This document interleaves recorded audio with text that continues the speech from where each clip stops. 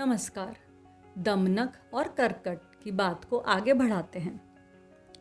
और भी मनुष्य को अपनी वाणी का प्रयोग उसी स्थान पर करना चाहिए जहाँ उसके प्रयोग से कुछ लाभ होता हो और उसकी वाणी के प्रयोग का कोई स्थायी प्रभाव पड़ता हो।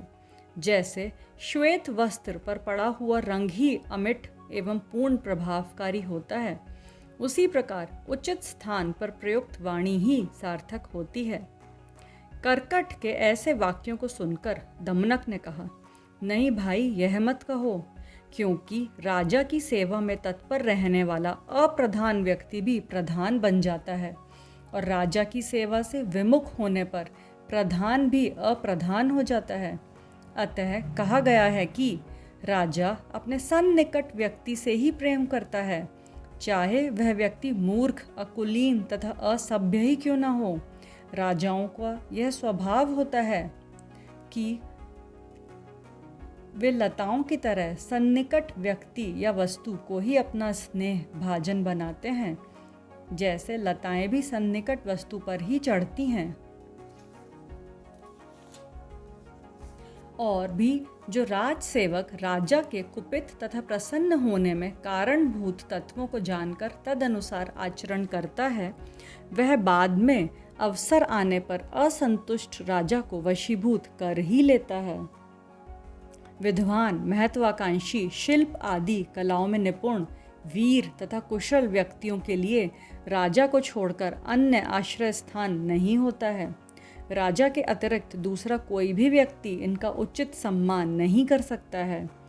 जो व्यक्ति अपने कुल और जाति आदि के अभिमान में पड़कर राजा की सेवा नहीं करते हैं, उनके लिए आजन्म भिक्षाटन करना ही एकमात्र प्रायश्चित होता है।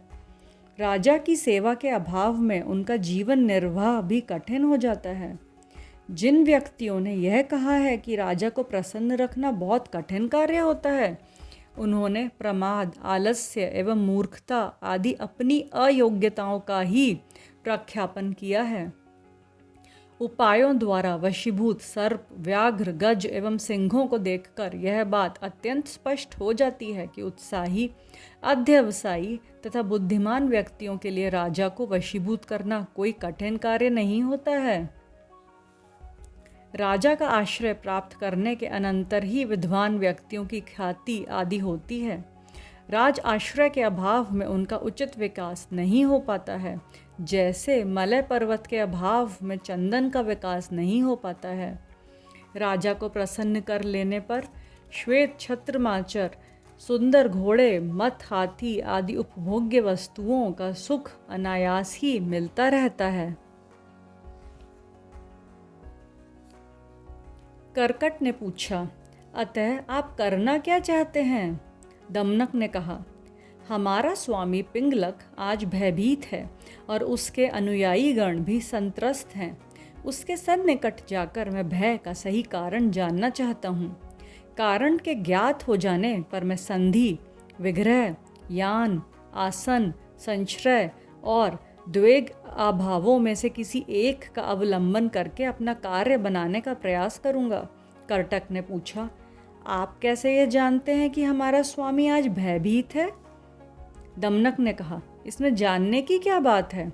कहा गया है कि कथित अर्थ को तो पशु भी समझ लेते हैं, क्योंकि इंगितों द्वारा प्रेरित घोड़े और हाथी सवार को लेकर चलते हैं, किंतु बुद्धिमान व्यक्ति अकथित अर्थ को भी समझ जाता है।